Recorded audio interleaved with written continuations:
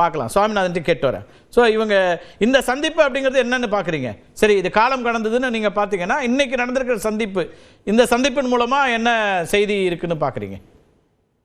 இன்றைய சந்திப்பு குபேந்திரன் கேட்டு வந்துடுறேன். சுவாமிநாதன் ஒரே நிமிஷம். குபேந்திரன். எஸ், இல்லை, இன்றைய சந்திப்பு தான் முக்கியமான சந்திப்பு. பல சர்ச்சைகளுக்கு முற்றுப்புள்ளி வைக்கிற சந்திப்பு, அதை ஏற்றுக்கிறேன். அதே நேரத்தில் மற்ற 2 சப்ஜெக்ட் கருத்து சொல்லிடுறேன். சரி, அது பின்னாடி வரீங்க. முதல் கட்ட கருத்து நான் வச்சு. ஆமா, நான் காங்கிரஸ் முடிச்சிடலாம், நம்ம அடுத்ததா பேசலாம். இன்னும் நீங்க வந்து கனவு காணல் நீர்லாம் அதுக்கு ஒரு முன்னுரை கொடுத்துருக்கீங்க, அதை பத்தி விரிவா பேசிடுவோம். சுவாமிநாதன், எஸ், இந்த சந்திப்பை எப்படி சார்? இன்றைய சந்திப்பு என்பது மிக முக்கியத்துவம் வாய்ந்த ஒன்று சார். அதே நேரத்துல கிட்டத்தட்ட காங்கிரஸ் கட்சி ஒரு 2 மாதங்களுக்கு முன்பே ஒரு குழுவை அமைத்து விட்டார்கள். அந்த குழுவினர் காத்திருந்தாங்க. முதல்வர் அவர்களே சென்று சந்தித்தாங்க. ஒரு 5 பேர் கொண்ட குழு அமைக்கப்பட்டிருந்தது. கிரீஷ் சோடங்கர் அவர்கள் இடம்பெற்றிருந்தார், செல்வ பிறந்தகை அவர்கள் இருந்தாங்க, ராஜேஷ்குமார் சட்டமன்ற குழு தலைவர் இருந்தாங்க. இவர்கள் எல்லாம் போய் ஒரு மரியாதை நிமித்தமாக ஒரு சந்திப்பையும் நடத்திவிட்டு வந்துட்டாங்க. பட் திமுக ஏன் இன்னும் குழுவை அமைக்காமல் இருந்தாங்கன்னா மற்ற கட்சிகளுக்கும் சேர்த்துதான் அவங்க குழு அமைக்க முடியும், காங்கிரஸுக்கு நான் வைத்து விட முடியாது. அப்ப அதற்காக காத்திருக்கலாம், இன்னும் கொஞ்சம் காலம் இருந்தது. இன்னொன்று, காங்கிரஸ் கட்சியை பொறுத்தவரை பீகார் தேர்தலில் எவ்வளவு நாள் காத்திருந்தாங்கன்னு நமக்கு தெரியும். ஆனா தமிழ்நாட்டுக்கு மட்டும் ஏன் எவ்வளவு அவசரப்படுறாங்க என்பது ஒரு உள்நோக்கத்தோடு அவர்களுக்கு கூடுதல் இடம் வேணும் அப்படிங்கறதுடைய எதிரொலிதான் அது. ஏன்னா பீகார்ல எல்லாம் வந்து வேட்புமனு எல்லாம் தொடங்கின பின்பும் கூட நிதிஷ்குமார் அவர்களுடைய கட்சி அந்த ராஷ்டிரிய ஜனதா தளத்தினுடைய கட்சி வேட்பாளர்கள் அறிவித்த பகுதிகளில் கூட இவங்க போட்டியாட்டு அவங்களே வேட்பாளர்கள் சில தொகுதிகளில் அறிவித்த அளவுக்கு அவங்க மெத்தனமாகத்தான் செயல்பட்டாங்க. ஆனா தமிழ்நாட்டின் மீது இவ்வளவு தூரம் அவர்கள் குறிவித்ததனுடைய மிக முக்கியமான நோக்கமே அவர்களுக்கு சில இலக்குகள் இருந்துச்சு. ஆட்சியில் பங்கு, அதிகாரத்தில் பங்கு, கூடுதல் சீட்டு, இது எல்லாமே விஜய் அவர்கள் கொடுத்த ஒரு வாய்ப்பு தான் காங்கிரஸ் கட்சிக்கு. அதே நேரத்தில் காங்கிரஸ் கட்சி தொண்டர்கள் மத்தியில சார் இது ஒரு மிகப்பெரிய தாக்கம். இன்னைக்கு நடந்த இந்த சந்திப்பு என்பது உள்ளபடியே திமுக காங்கிரஸ் கூட்டணி என்பது ஒரு உறவு சிக்கல்களுக்கான ஒரு முற்றுப்புள்ளி வைக்கப்பட்டிருக்கு ஓரளவுக்கு. ஆனா கிரவுண்ட்ல அந்த எண்ணத்தை விதைத்திருக்கா காங்கிரஸ் திமுக அப்படின்னு பாத்தீங்கன்னா 2 தரப்புலையும் ஒரு பக்கம் விஜய் பக்கம் போனா நல்லதுன்னு பேசக்கூடிய தொண்டர்களையும் இன்னைக்கு உருவாக்கிட்டாங்க காங்கிரஸ்குள்ளேயே. அது வந்து காங்கிரஸ் சந்திக்கக்கூடிய ஒருவேளை திமுகவோட தான் கூட்டணினா காங்கிரஸ் சந்திக்கக்கூடிய மிகப்பெரிய சரிவாவும் அது இருக்க வாய்ப்பு இருக்கு. நீங்க இன்னைக்கு கிரவுண்ட்ல பாத்தீங்கன்னா சார் மதுரை வடக்கு தொகுதி நீங்க சொல்றது சரிதான், கீழே வந்து எவ்வளவு தூரம் ஜெல்லா வாங்குங்கிறது இருக்கு. ஆனா ஒருவேளை அப்படின்னு ஒரு கருத்து முன்வைக்கிறீங்க இல்லையா, அந்த ஒருவேளைங்கிறதுக்கான இடம் எங்கிருந்து வருதுன்னு பாக்குறீங்க? ஏன்னா அவங்க ஒரே கூட்டணியில் இருக்கிறாங்க, நீங்கெல்லாம் சொல்ற மாதிரி அந்த கூட்டணிக்குள்ள குழு அமைக்கிறாங்க. குழுவினுடைய தலைவர் என்ன சொல்றாரு, கூட்டணிக்கு பேச்சுவார்த்தைக்கு நீங்க குழு அமைச்சு எங்களை பேசுங்க, காலம் தாழ்த்தாதீங்கன்னு சொல்றாரு. இன்னைக்கு இவங்க போய் 1 மணி நேரம் சந்திக்கிறாங்க. இதுக்கிடையில ஒருவேளை இது நீடித்தால் அப்படிங்கிறது எங்கிருந்து வருது சார்? அதுதான் சார், பாலுக்கும் காவல் பூனைக்கும் காவல் என்பது போன்று இருக்கிறது காங்கிரஸ் கட்சியினுடைய செயல்பாடு. ஒண்ணுல பால் பக்கம் காவல் இருக்கணும் அல்லது பூனை பக்கம் ஆதரவா இருக்கணும். பட் இவங்க என்ன பண்றாங்கன்னா கரூர் போன்ற ஒரு துன்பியல் நிகழ்வு நடக்கிறப்ப கரூர் சம்பவத்துல விஜய் அவர்களுக்கு தொலைபேசியில அலைபேசியில ராகுல் காந்தி அவர்கள் பேசுறாரு. இப்ப காங்கிரஸ் சார்பில் சகோதரர் இருக்காரு, அவர் கூட சொல்லுவார் பாதிக்கப்பட்டவர்கள் எப்ப இருந்தாலும் எந்த பக்கம் இருந்தாலும் ராகுல் காந்தி அவர்கள் பேசுவாரு, உண்மைதான் பேசுவாரு. ஜனநாயகன் கூட தான் ட்விட்டர் பதிவு போட்டாரு, அது சிபிஎஸ்சிக்கு எதிரானதுன்னு சொன்னாரு. ஆமா ஏன்னா முதலமைச்சரே போட்டாரு அப்ப. ஆமா ஆமா சார், அதாவது பாதிக்கப்பட்டவர்களுக்காக ராகுல் காந்தி அவர்கள் பேசுவார்னா உண்மையிலேயே பேசியிருக்க வேண்டியது அந்த 41 குடும்பத்துக்கிட்ட, விஜய் கிட்ட இல்ல. அப்ப இது ஒரு மிக முக்கியமான இடம் சார். இன்னொன்று, விஜய் அவர்கள் இன்னைக்கு வந்து ஒரு வாய்ப்பா தெரிகிறாரு காங்கிரஸ் கட்சிக்கு. அப்ப இதுல என்ன கேட்டா ஒருவேளை ஏன் ஜெல்லாகாதுன்னு சொல்றேன் சார், ஒருவேளை விஜய் தனித்தே தேர்தலை சந்தித்தார்னு வச்சுக்கோங்க சார், கரூர் சம்பவத்துல ராகுல் காந்தி அவர்கள் அவருக்கு ஆதரவு கொடுத்திருக்கிறார். இன்னொன்று, ஜனநாயகன் படத்துல அகில இந்திய அளவுல அந்த படத்திற்கான ஒரு பிரச்சனையை கொண்டு சென்றது ராகுல் காந்தி ஒரு ட்வீட் மூலமா தெரியப்படுத்தியிருக்கார்.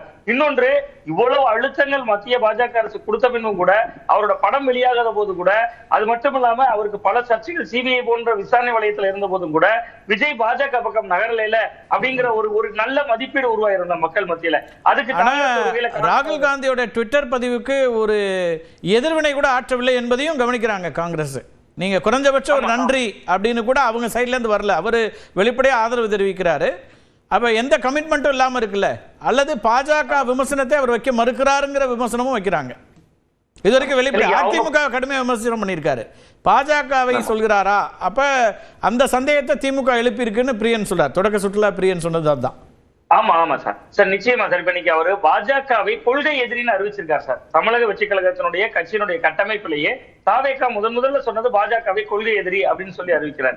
இன்னொன்று, விஜய் என்பது ஒரு இப்பதான் புதிதாக ஒரு அரசியல் களத்துக்குள்ள வந்து 2 ஆண்டுகள், இப்பதான் 3வது ஆண்டு அப்படின்னு பயணிக்கக்கூடிய ஒரு கட்சியும், ஒரு 75 ஆண்டுகள் பாரம்பரியம் கொண்ட ஒரு கட்சி, ஒரு பவள விழா கண்ட கட்சி திமுக, நாடாளுமன்றத்தில் இவ்வளவு தூரம் நாடாளுமன்ற உறுப்பினர்களை, சட்டமன்றத்தில் மிக கணிசமான எண்ணிக்கையில கொண்ட உறுப்பினர்களை கொண்ட ஒரு கட்சி எதிர்க்கிற அளவுக்கு ஒரு புதிதான கட்சியாக வந்துவிட்டார். பாஜகவை மத்திய அரசு நேரடியா பல விமர்சனங்களை வைத்து எதிர்த்து விட முடியாது. பட் அவர் பாஜகவோடு 75 ஆண்டு கால திமுகவை எதிர்க்கிறாருல, அதுல என்ன பிரச்சனை இருக்குது? அது கடுமையா தானே எதிர்க்கிறாரு. ஆமா ஆமா, ஆட்சியில இருக்கிற ஒரு கட்சினா 2 தானே ஆட்சியில இருக்கு. ஆமா, பாஜகவை அவர் தான் கொள்கை எதிரி என்று அறிவித்திருக்கிறார் ஒரு பக்கம். இன்னொரு பக்கம் பாஜகவோடு அவர் போகாமல் இருக்கிறார், அந்த அடிப்பக்கம் சாயாமல் இருக்கிறாரு. இன்னொரு மிக முக்கியமான விஷயம் என்னன்னா சார், பாஜகவை பற்றி அவர் சொல்கிற பொழுது அழுத்தமா எனக்கு யாராவது அழுத்தம் கொடுக்க முடியுமா, இந்த முகத்துக்கு அழுத்தம் கொடுக்க முடியுமா என்றெல்லாம் கேட்கிறாருல. அப்ப அது கிரவுண்ட்ல வந்து அவர் வந்து ஒரு பாஜக எதிர்ப்பாளர். யார் அழுத்தம் கொடுக்கிறா அது தெரியல. அவர் ஆமா, விஜய் அவர்கள் சொல்றாரு மக்களுக்கு தான் அழுத்தம் இருக்கிறது அப்படின்னே சொல்றாரு. இதெல்லாம் சூசகமாக சொல்றாருல்ல சார். ஏன்னா இன்னைக்கு ஒரு பாஜகவை எதிர்க்கக்கூடிய இடத்துல அவர் ஒரு புதிதான கட்சியாக எந்த அளவுக்கு எதிர்க்க முடியுமோ அந்த அளவுக்கான விஷயத்தை எதிர்க்கிறாரு. இன்னொன்று, காங்கிரஸ் கட்சிக்கு நீங்க அதுதான் கேட்டேன். அதாவது நீங்க ஆளும் கட்சியை எதிர்க்கிறதுல புதிய கட்சிகளுக்கு இருக்கிற சிக்கல் அப்படின்னு சொன்னீங்கன்னா, தமிழ்நாட்டை ஆளக்கூடிய கட்சியை கடுமையா எதிர்க்கிறாரு, அதுல ஒரு குறைய வைக்கிறது இல்ல. அப்ப மத்தியில் ஆளும் கட்சியை அதே விதமா எதிர்க்கிறதுல என்ன சிக்கல் இருக்க முடியும் அப்படிங்கிற ஒரு கேள்வி மக்கள் வைப்பாங்க தானே?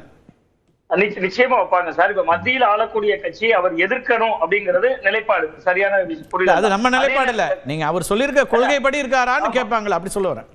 ஆமா சார், அது மக்கள் கேட்பாங்க. பட் அந்த இடத்துலதான் அவருக்கு ஒரு காங்கிரஸுக்கும் அந்த கேள்வி இருக்காதாங்கிறதான் கேள்வி. ஏன்னா நீங்க வந்து காங்கிரஸ் அவரை நட்பு சக்தியா பாக்குறதுக்கு இதெல்லாம் காரணமாக இருக்கலாம்னு சொல்றீங்க இல்லையா, அதனால கேட்கிறேன். ஆமா சார், அதுதான் அவர் வந்து பாஜகவை எதிர்த்திருந்தால் இன்னும் களம் அவருக்கு ரொம்ப சாதகமா மாறும். ஆனா களம் அவருக்கு எப்படி சாதகமா காங்கிரஸ் நெருக்கமா வருதுன்னா, பாஜக அவரை எதிர்க்கிறதா மக்கள் மத்தியில ப்ரொஜெக்ட் ஆகுது இல்ல. சிபிஐ விசாரணை வளையத்துல இருக்காரு, அவங்க அழுத்தம் கொடுக்கறதா ஒரு பார்வை இருக்கு. இன்னொன்று, திரைப்படத்துல ஜனநாயகன் படம் ரிலீஸ் ஆகாம இருக்கு. அந்த ரிலீஸ் ஆகாம இருக்கிறதுல மத்திய தணிக்கை குழு, அந்த குழுவினர் தான் இன்னமுமே படத்தை மீண்டும் மீண்டும் சென்சார் போர்டு தான் தடை செய்து என்பதாக ஒரு பார்வை இருக்கு. சோ அப்ப இயல்பாகவே விஜய் பாஜகவை எதிர்க்கல, பட் பாஜக அழுத்தத்துக்கு அவர் உள்ளாகிறார் என்பது போல கிரவுண்ட்ல ஒரு ஜெல் ஆகுது இல்ல. அப்ப அந்த வகையில அது வந்து அவருக்கும் பாஜகவுக்கும் ஏதோ ஒரு முரண் இருக்கு அப்படிங்கறத கிரவுண்ட்ல ஜெல் ஆகும் அப்படிங்கறதும் ஒரு பார்வையா பார்க்கலாம். Okay, right. முதல்கட்ட கருத்தை எடுத்துக்கிறேன். புகாரிட்ட பேசிட்டு வில்சன் உங்கள்கிட்ட வரேன். ஒருவேளை தொடர்ந்தாலும் ஒரு கீழே ஜெல்லாகுமான்னு கேள்வி இருக்கு. அந்த அளவுக்கு ஒரு முரண் ஏற்பட்டுருச்சு அப்படின்றாங்க இவங்க 2 பேருமே, குபேந்திரனும் சரி சுவாமிநாதனும். இல்லை, இது முரணாவே பார்க்க வேண்டிய அவசியம் இல்லை. ஏன்னா வந்து ஒரு கட்சிக்குள் இன்னொரு கட்சியில் போய் நம்ம கூட்டணி வைக்கலான்னு பேசுகிற உரிமை இருக்குதா, எந்த இடத்துல சின்னதாக டிஃப்ரென்ஸ் ஆகுது அப்படின்னா அந்த உரிமை உண்டு. அந்த வகையில் சிலர் கருத்து தெரிவித்தார்கள். சரி, அப்படி நீங்கள் கருத்து தெரிவிக்கிறதா இருந்தால் நீங்கள் தேசிய தலைமையிடம் தான் தெரிவிக்க வேண்டும்.